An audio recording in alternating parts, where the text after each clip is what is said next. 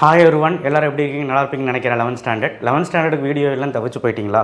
தவிக்கவே வேணாம். ஏன்னா உங்களுக்கு ஆனுவல் எக்ஸாம் வந்து காமன் ஆனுவல் தானே, ஜாலியாக இப்போ எழுதிட்டு வரலாம். பப்ளிக் தான் இல்லை அதுக்குன்னு ரொம்ப அசால்ட்டாக இருக்க வேணாம். ஆனுவல் எக்ஸாம் வந்து அட்லீஸ்ட் பாஸ் மார்க்காவது இருக்க ட்ரை பண்ணுங்கள், சரிங்களா? நிறைய பேர் சொன்னீங்க வெளியே கரெக்ஷன் பண்ணுவாங்க சார், எங்கள் ஸ்கூலில் வந்து வெளியே பேப்பர் வந்து போகும்னு சொன்னாங்க. பயமாக இருக்குது, பப்ளிக் மாதிரி பயமாக இருக்குது, ப்ரெஷர் பண்ணுறாங்க சார். அதெல்லாம் ஒன்றும் ப்ரெஷர் கிடையாது. வெளியே திருத்துறாங்களோ உள்ளே திருத்துறாங்களோ என்னமோ பண்ணிட்டு போகிறாங்க. நீ உன்னோட எஃபர்ட்டை போடு. எஃபர்ட் பெருசாக போடணும்னாலும் பரவாயில்ல, முன்னால் என்ன தெரியுதோ போய் படித்து எழுது, அவ்வளோதான். ஒரு சுத்தமாக படிக்காமல் போதும், அவ்வளோதான் என்னுடைய வேண்டுகோள். சரி, இம்பார்ட்டன்ட் கொஸ்டின் கேட்டிங்க. தமிழ் எக்ஸாம் உங்களுக்கு டியூஸ்டே எல்லா மாவட்டங்களுக்கும். ஸோ அதனால் நம்ம போர்ட்டலும் முடிவு பண்ணிட்டோம். ஸோ சப்ஸ்கிரைப் பண்ணுங்கள். 12th உங்கள் சப்போர்ட் இல்லைன்னா ஒன்றுமே முடியாது, சரிங்களா? அதனால் வீடியோ போடாமலாம் போயிட மாட்டேன், சரிங்களா? சரி, ஓகே. சப்ஸ்கிரைப் பண்ணுங்கள், லைக் பண்ணுங்கள். கண்டிப்பாக இந்த லைக் ஒரு 10,000 லைக் போயிடுச்சுன்னு வைங்களேன், நீங்கள் அந்தளவுக்கு என் மேலே பாசம் வச்சுருக்கீங்கன்னு அர்த்தம். ஓகே, 6 மார்க்கு, 3 6 மார்க்கு, 1 துணைப்பாடம், உரைநடை, செய்யுள். ஸோ நம்ம ஈஸியாகவே சொல்லிடலாமே. இயல் 1 நீங்கள் மொழியை வெளிப்படுத்தும் அந்த கொஸ்டின் சிம்பொனி தமிழ் துணைப்பாடம். இயல் 2 சுற்றுச்சூழலை வளப்படுத்தும், இதெல்லாம் சூப்பராக எழுதலாம். யானை டாக்டர். திருக்குறள் டீட்டெயில் தவிர்க்கவே முடியாது, ஏதோ ஒன்று கண்டிப்பாக வந்துடும். கோடையில் சிறந்த வள்ளுவம், அடக்குமுடைமை. இயல் 4 பௌத்த கல்வி, சமண கல்வி, ஈஸி. திருக்குறளில் இயல் 4 திருக்குறளில் வாழ்வியல், உயர்வுக்கு, மருந்து, மருத்துவர், மருத்துவம், இதெல்லாம் ஓனாவே எழுதலாம். இயல் 3 இயற்கையோடு இயந்து வாழ்ந்து அப்படின்னு சொல்லி இந்த உரைநடை. வாடிவாசல் நம்மளுடைய அந்த துணைப்பாடம். காவடி சிந்து செயல் ரொம்ப இம்பார்ட்டன்ட். ஸோ ஃபஸ்ட்டு 3 இயல் எல்லாமே கவர் ஆயிடுச்சு. ஸோ கண்டிப்பாக உங்களுக்கு எல்லாமே எழுதிடலாம்.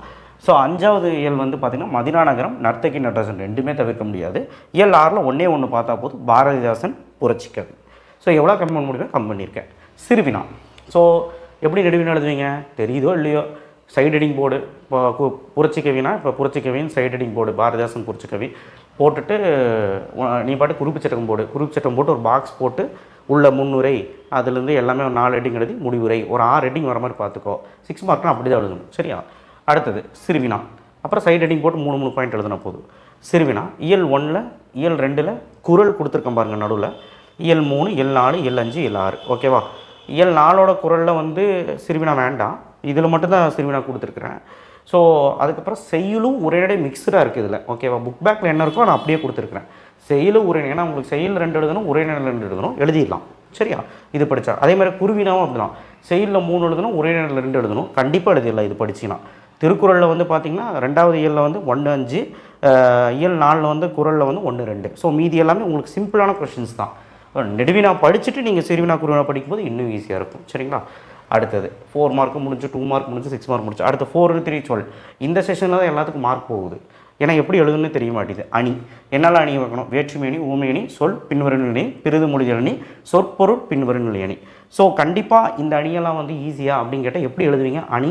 அணி விளக்கம், அதாவது அணியோட டெஃபினிஷன் 2 பாயிண்ட்டு. அதுக்கப்புறம் சான்று ஒரு குறள் ஏதாவது வரும்.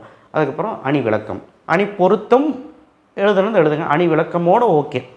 ஸோ சில பேர் அணி பொருத்தம்னு போட்டு எழுதுவாங்க, இல்லை அணி விளக்கத்தோடு நிப்பாட்டுவாங்க, இல்லை அணி விளக்கமும் எழுதிட்டு அணி பொருத்தமும் எழுதுவாங்க சில பேர். நான் என்ன கேட்குறேன்னா, ஒரு விளக்கம் தந்தால் முடிஞ்சு போச்சு, சரியா? அவ்வளோதான். பப்ளிக்லேயே ஆன்சர் கீழே சொல்கிறாங்க. ஸோ அது மட்டும் போதும். தமிழாக்கம் தருக வந்து பேஜ் நம்பர் வைஸ் கொடுத்துருக்குறேன். இது எல்லாமே நீங்கள் மஸ்ட்டு பார்க்கணும். 4 மார்க்கில் கண்டிப்பாக கேட்குறாங்க. ஸோ இந்த பேஜ் நம்பர் இருக்கிறது எல்லாமே படிச்சிருங்க. நயம் பாராட்டுக்கு கண்டிப்பாக கேட்பாங்க. மைய கருத்து வந்து உனக்கு தெரிலன்னு வையன், அந்த பாடலே தூக்கி அதை ஒரு 2 3 வரி எழுதி வச்சிரு, அதுதான் உண்மை.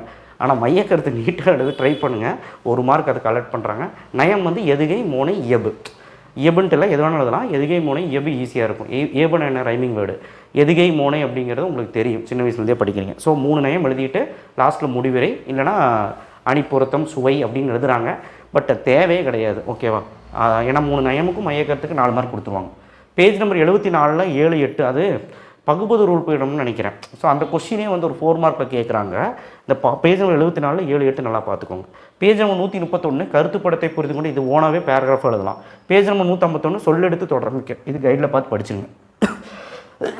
இதுலேருந்து ஏதாவது ஒன்று தான் வரும், கன்ஃபார்மாக இந்த 3 கொஸ்டின் வந்துடும்.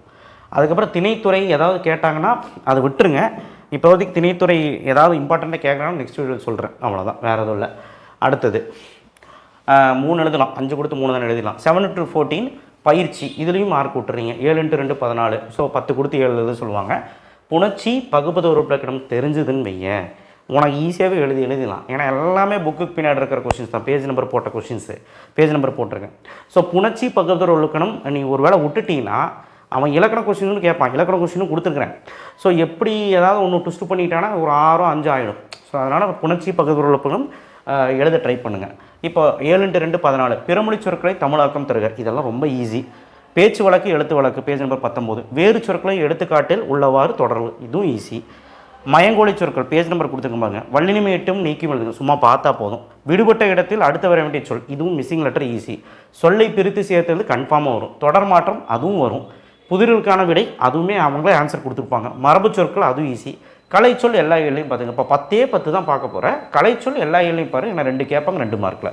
புணர்ச்சி பகுப்பது உறுப்புகளும் நெக்ஸ்ட் வீடியோவில் நான் உங்களுக்கு என்ன பண்ணுறேன்னா, உங்களுக்கு லாஸ்ட் மினிட் போடும்போது அதில் ஒரு 7 8 வர மாதிரி நான் புணர்ச்சி பகுப்பது உறுப்புகளும் கொடுக்குறேன். அதையாவது பார்த்துட்டு போங்க, சரியா? ரூல்ஸ் தெரியுதோ இல்லையோ அதையாவது பார்த்துட்டு மகப்படிச்சிட்டா போயிரு. படிச்சிருந்தால் நல்லா நாலேஜ் இருக்குது, அது தெரியும் அப்படின்னா, யூஸ் பண்ணி தெரியும் அப்படின்னா ஓகே. நம்ம வீடியோவே போட்டிருக்கோம். நீங்கள் பகுப்பது உறுப்புகளும் புணர்ச்சி விவேக் மேக்ஸ் அண்ட் சயின்ஸ் நடிக்க நம்ம போட்ட வீடியோ வரும். டீச் பண்ணுற வீடியோ வரும், அதில் பாருங்கள். இலக்கண தேர்ச்சிக்கோள். இலக்கண தேர்ச்சிக்கோள் வந்து இலக்கண கொஸ்டின் ஆன்சரு. இதுலேயும் கொஸ்டின் கேட்பாங்க. இது எங்கே கேட்பாங்கன்னா, ஒன்று குருவினால் கேட்டால் தான் கேட்பாங்க. பட் 7 × 2 14 சொன்னால அதில் கேட்குறாங்க. ஸோ இதுலேயும் 4 மார்க் இருக்குது பாருங்கள். 7 3 7 8 நான் முன்னாடி சொல்லிட்டேன். இதுலேயும் கேட்குறாங்க. அண்ட் இந்த பயிற்சி 2 இருக்குது பாருங்கள், இது ரொம்ப இம்பார்ட்டண்ட். ஸோ இது இம்பார்ட்டன்ட் தான். இது நிறைய பேர் படிக்க மாட்டாங்க, அதுதான் சொல்கிறேன். ஸோ இலக்கண தேர்ச்சிக்கொள்ளும் பார்த்துக்கோங்க. 1 மார்க் படிக்கும்போது ஒன்றே ஒரு கண்டிஷன், புக் பேக் மட்டும் படிக்கிறீங்க. இலக்கண தேர்ச்சிக்கொள்ளும் படிக்கணும். இலக்கண தேர்ச்சிக்கொள்ளும் உங்கள் புக்கில் இருக்கும் பின்னாடியே, அதுவும் படிக்கணும் 1 மார்க். ஏன்னா அதுலேருந்து கொஸ்டின்ஸ் ஒரு 2 3 வரும். புக் பேக்கில் 7 8 தான் வரும், மீதியெல்லாம் புக்கின் தான். ஸோ புக்கின் என்ன பண்ணணும், நூல்வெளி நுழையும் முன் இருக்கும், உங்கள் லெசனுக்கு முன்னாடி அந்த ஸ்டார்டிங்கில் இருக்கும். நூல்வெளி அப்படின்ற பின்னாடி லெசனுக்கு பின்னாடி இருக்கும். அதுக்கப்புறம் வந்து பார்த்திங்கன்னா தெரியுமா அப்படிங்கிற மாதிரி இருக்கும், டூ யூ நோ மாதிரி. இது எல்லாமே பார்த்தா தான் எழுத முடியும். இது கிளியராக நான் வந்து லாஸ்ட் மினிட் வீடியோவில் சொல்கிறேன். இப்போதைக்கு நீங்கள் கொஸ்டின் ஆன்சர்ஸ் எல்லாம் படிங்க. புக் பேக் மட்டும் படிச்சிங்கன்னா ஒரு 7 8 தான் கரெக்டாகும். மனப்பாட பகுதி 4 தான் இருக்குது, படிக்க மாட்டிங்களா? யுகத்தின் பாடல், அதுக்கப்புறம் புரட்சி கவி, இது 2மே ரொம்ப இம்பார்ட்டண்ட்டு. தொலைந்து போனவங்களும் கேட்டிருக்காங்க.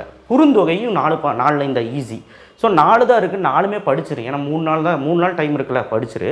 திருக்குறளில் வந்து உனக்கு என்ன இருக்குது, எல்லாம் சின்ன வயசில் படிச்சது, அடக்கம் உலகமெல்லாம் சின்ன வயசில் படித்தது, கன்ஃபார்மாக ஒன்றால் எழுத முடியும், சரியா? ஸோ அதனால் மனநமும் நீங்கள் நல்லா படித்து எழுது. ஸோ இதுதான் இம்பார்ட்டன்ட் கொஸ்டின்ஸ், இது போதும். ஸோ இதெல்லாம் பார்த்தீங்கனாலே உங்களுக்கு எல்லாமே ஜம்முன்னு அட்டன் பண்ணிடலாம். ஓகேவா? தேங்க்யூ. ஷேர் பண்ணுங்கள், சப்ஸ்கிரைப் பண்ணுங்கள், மறக்காம பெல் ஐக்கனை ப்ரெஸ் பண்ணுங்கள். 90க்கு 90 எடுக்கணும்னு நினச்சா 85 வரும். சரி 11th தானே அப்படின்னு அசால்ட்டாக விட வேணாம், நல்லா படித்து எழுதுங்க. ஓகேவா? தேங்க்யூ.